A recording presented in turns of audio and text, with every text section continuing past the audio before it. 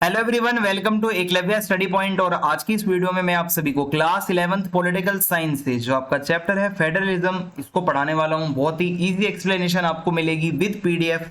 Notes आपको बहुत अच्छे मिलने वाले हैं। तो चलिए वीडियो को स्टार्ट करते हैं। एंड आपसे रिक्वेस्ट है कि आप इंस्टाग्राम पे मुझे फॉलो कर लें। अगर आपकी कोई भी क्वेरी हो तो आप मुझे मैसेज कर सकते हैं। मेरा यूजर नेम आप सभी के सामने लिखा हुआ है।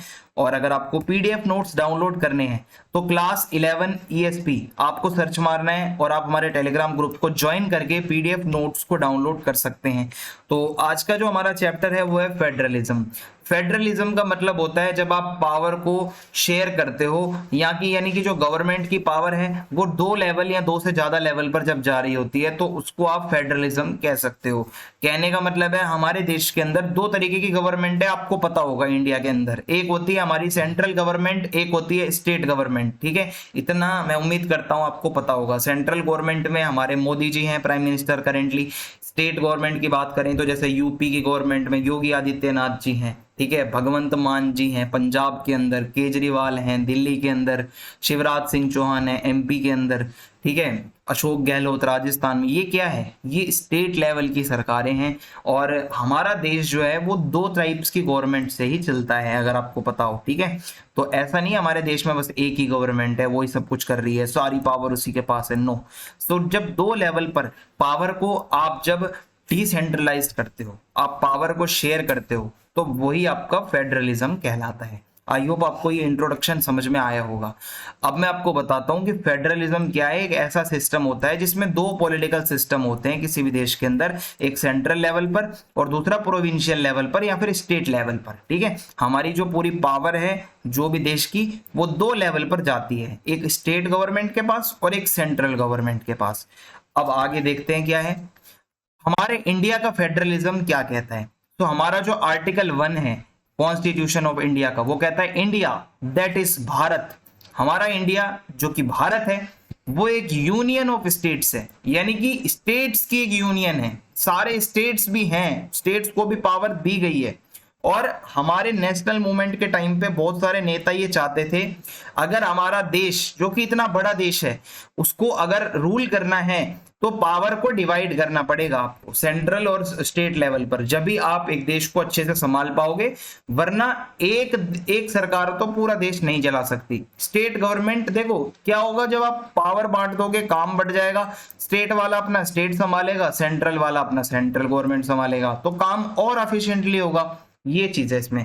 तो हमारे इंडियन कॉन्स्टिट्यूशन में यही बताया जाता है कि हमारी दो टाइप की गवर्नमेंट है, एक सेंट्रल गवर्नमेंट है और दूसरी स्टेट लेवल की गवर्नमेंट है। तो सेंट्रल लेवल देश के लिए काम करती है गवर्नमेंट, स्टेट वाली अपने स्टेट तक लिमिटेड रहती है। अब हमारे इंडियन फेडरलिज्म के कुछ कैरेक्टरिस्टिक्स अगर आपको बताऊं, सबसे पहले हमारा रिटन कॉन्स्टिट्यूशन है, हमारा संविधान लिखा हुआ है। संविधान में सारी चीजें क्लियर है किसको कितनी पावर मिलने वाली है।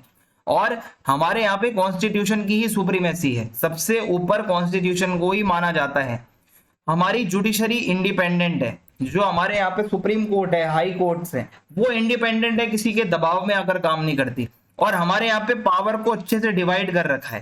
ठीक है, यहाँ पे लिस्ट बना रखी है कि भाई ये लिस्ट में जो काम है ये सेंट्रल गवर्नमेंट करेगी, ये लिस्ट का जो काम है स्टेट गवर्नमेंट करेगी, और एक तीसरी लिस्ट है जिसपे स्टेट और सेंटर दोनों मिलकर काम करेंगे। तो यूनियन लिस्ट में टोटल 98 टॉपिक्स आते हैं और स्टेट के पास 61 टॉपिक्स हैं जिस पर वो कानून बना सकता है। और एक कॉन्करेंट लिस्ट होती है जिसपे सेंट्रल और स्टेट दोनों मिलकर कानून बना सकते हैं। तो ये हमारा फेडरलिज्म बताता है हमें। और हमारे यहाँ पे अभी 3 लेवल पर गवर्नमेंट है। तो आप सोचोगे अभी तो 2 बताई थी मैंने, तो एक तीसरी भी है जो कि स्टेट के अंदर ही होती है, लोकल लेवल पे। ठीक है, जो आपकी आप कह सकते हो कि नगर निगम या फिर पंचायत, ये आपने सुना होगा वर्ड, जो छोटे से छोटे ग्रास रूट लेवल पर होती है गवर्नमेंट। तो ये इसीलिए होता है कि काम और अच्छे से हो सके, लोगों का भला हो सके। अब यहाँ पे हमारे इंडियन कॉन्स्टिट्यूशन में ना दोनों मतलब तरीके के फीचर पाए जाते हैं। यानी कि ऐसे भी होते हैं जिसमें फेडरल भी लगता है और थोड़ा कॉन्फेडरेट भी लगता है। ऐसे भी है कि ये एकदम यूनिटरी भी लगता है। ठीक है, कैसे मैं आपको बताता हूं। तो हमारा कॉन्स्टिट्यूशन सबसे ऊपर है, इससे ऊपर कोई पावर नहीं है। तो जो भी होगा कॉन्स्टिट्यूशन के अकॉर्डिंग होगा। इंडिया की इंडिपेंडेंट जुडिशरी है, कोई भी गवर्नमेंट जो है वो डिक्टेटर नहीं बन सकती, तानाशाही नहीं चलेगी हमारे देश में। भाई हमारे यहाँ पे कोर्ट्स हैं और तीन लेवल पर हमारी गवर्नमेंट चल रही है, सेंट्रल लेवल, स्टेट लेवल और लोकल लेवल। तो ये तो हमारी पावर शेयरिंग वगैरह हो रही है, सब अच्छा चल रहा है। अब हमारे यहाँ पे कुछ सोलिडेरिटी वाले भी कैरेक्टरिस्टिक्स हैं जो हमें ये बताते हैं कि अकेली अकेली पावर भी बहुत है। ये भी है भाई, ठीक है, ये एक नेगेटिव पॉइंट है बट ये भी है। हमारे एक तो सिटीजनशिप सिंगल होती है, पूरे देश की एक ही सिटीजनशिप है। ऐसा नहीं है हमारे जितने भी स्टेट्स हैं, दिल्ली के लिए अलग सिटीजनशिप लेनी होगी, यूपी के अलग, नो, सिटीजनशिप एक ही होती है। सेंट्रल गवर्नमेंट के पास ज्यादा पावर होती है, गवर्नर का अपॉइंटमेंट जो होता है वो प्रेसिडेंट करता है। सेम कॉन्स्टिट्यूशन है यूनियन के लिए भी और स्टेट के लिए भी, अलग अलग कुछ भी नहीं है। ऑल इंडिया सर्विसेज यानी कि जो हमारे इंडिया के लेवल पर जो अधिकारी होते हैं, ठीक है, वो हमारे एक ही होते हैं, मतलब सेंट्रल गवर्नमेंट ही उनको अपॉइंट कर रही है। जुडिशरी हमारी यूनिफाइड है।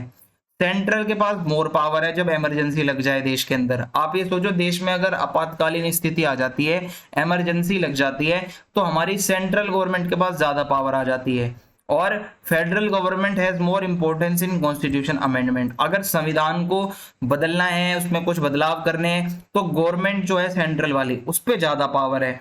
तो ये कहीं ना कहीं सोलिडेरिटी वाला भी यहाँ पे कुछ है, ठीक है, मैटर। तो ये आप देख सकते हो, दोनों तरीके के फीचर्स हैं हमारे यहाँ पे कॉन्स्टिट्यूशन में। अब आगे है why strong central government in Indian union. हमारे देश में स्ट्रॉन्ग सेंट्रल गवर्नमेंट की जरूरत क्यों पड़ी?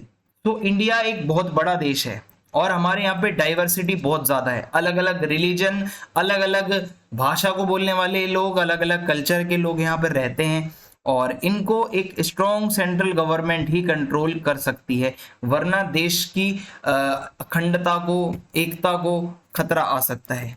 और at the time of independence, जब मैं आपको बताऊं, जब हमारा देश आजाद हो रहा था, 500 से भी ज्यादा प्रिंसली स्टेट्स थे हमारे देश में, यानी कि 500 से भी ज्यादा ऐसी जगह थी हमारे देश में जो इंडिया में शामिल नहीं होना चाहते थे। उनको मनाया, उनको मर्ज किया हमारे इंडिया में। ये जब भी हो पाया जब एक सेंट्रल गवर्नमेंट थी हमारी उस टाइम पे। समझ आ रहा है आपको? तो सेंट्रल गवर्नमेंट का होना बहुत जरूरी होता है। इसके अलावा इंडियन फेडरल सिस्टम में कुछ कुछ मुद्दे ऐसे भी होते हैं, जैसे कि कॉन्स्टिट्यूशन ज्यादा पावर दे रहा है भाई सेंट्रल गवर्नमेंट को, और स्टेट्स की जो रिस्पॉन्सिबिलिटी है वो बस स्टेट तक है। तो इसकी वजह से टाइम टू टाइम स्टेट्स ये बात उठाते रहते हैं कि हमें ज्यादा पावर दो, हमें थोड़ी सी और पावर इंक्रीज करो। तो ये सेंटर और स्टेट का रिलेशनशिप जो है कभी कभी कॉन्फ्लिक्ट और टेंशन वाला बना रहता है।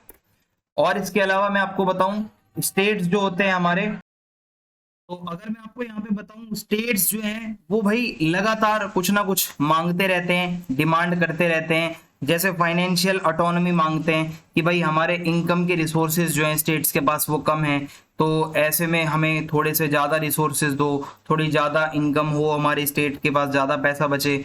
और एडमिनिस्ट्रेटिव ऑटोनॉमी भी होती है कि भाई स्टेट गवर्नमेंट ये चाहती है ज़्यादा पावर दो हमें, हमारे एडमिनिस्ट्रेटिव मुद्दों पे हमें ज़्यादा पावर दो, सेंट्रल गवर्नमेंट के पास ज़्यादा पावर है। कल्चरल और लिंग्विस्टिक इश्यूज भी होते हैं बहुत सारे स्टेट्स ऐसे हैं जो हिंदी लैंग्वेज को अपोज करते हैं, ठीक है, और वो कहते हैं कि जो हमारे स्टेट की लैंग्वेज है वही मेन होनी चाहिए, हिंदी नहीं होनी चाहिए। तो इसको लेकर भी विवाद चलता रहता है। एंड इसके अलावा role of governor and president's rule. देखो, प्रेसिडेंट जो है वो गवर्नर को अपॉइंट करता है स्टेट्स के अंदर without consulting the state government. तो कभी कभी स्टेट को लगता है कि भाई हमसे पूछ तो लो, हमारे स्टेट के लिए गवर्नमेंट अपॉइंट कर रहे हो तो कौन होना चाहिए ये हमसे पूछ लो। और सेंट्रल गवर्नमेंट जो है वो प्रेशर डालती है गवर्नर के ऊपर बहुत बारी, और कभी कभी ऐसा भी होता है कि अनफेयर प्रेसिडेंशियल रूल भी आ जाता है स्टेट्स के अंदर through the article 356।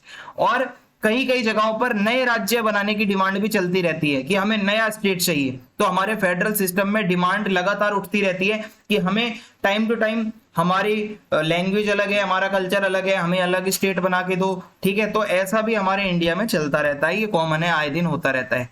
Inter state disputes भी बहुत सारे होते हैं, जैसे कि हमारे यहाँ पे 2 या 2 से ज्यादा स्टेट्स के बीच में बहुत बारी विवाद चलता रहता है, जैसे कर्नाटका और महाराष्ट्र में चलता रहता है बेलगाम को लेकर। इसके अलावा 2 और स्टेट्स हैं, जैसे कि पानी को लेकर मुद्दा इनका चलता रहता है, कावेरी रिवर का, कर्नाटका और तमिलनाडु के बीच में कौन कितना पानी रखेगा। तो ये लगातार जो है इंटर स्टेट्स कॉन्फ्लिक्ट्स भी चलते रहते हैं। कुछ स्पेसिफिक प्रोविजन भी दिए जाते हैं हमारे कॉन्स्टिट्यूशन में। कुछ ऐसे स्टेट्स हैं नागालैंड, असम, मणिपुर, आंध्रा, सिक्किम, मिजोरम, अरुणाचल प्रदेश, गोवा, इनको आर्टिकल 371A, 371 और ये जो हमारा कॉन्स्टिट्यूशन का आर्टिकल है इसके अंदर स्पेशल प्रोविजन दिए गए हैं कि इनको थोड़ा स्पेशल स्टेट माना जाएगा, इसके ऊपर ज्यादा ध्यान दिया जाएगा। तो ये कुछ चीजें थी हमारे फेडरलिज्म के बारे में। मेनली जो पेपर में आपसे पूछा जाता है वो यही है कि कैसे हमारे यहाँ पे फीचर्स हैं फेडरलिज्म के, सेंट्रल गवर्नमेंट क्यों जरूरी है, और जो मैंने आपको कॉन्फ्लिक्ट्स वगैरह बताए ये जो होते हैं स्टेट सेंटर रिलेशन, यही आपसे पूछा जाता है। तो अगर आपको समझ में आया है तो आप चैनल को सब्सक्राइब करके जाना, वीडियो को लाइक करें और वीडियो को शेयर करें। जय हिंद, जय भारत।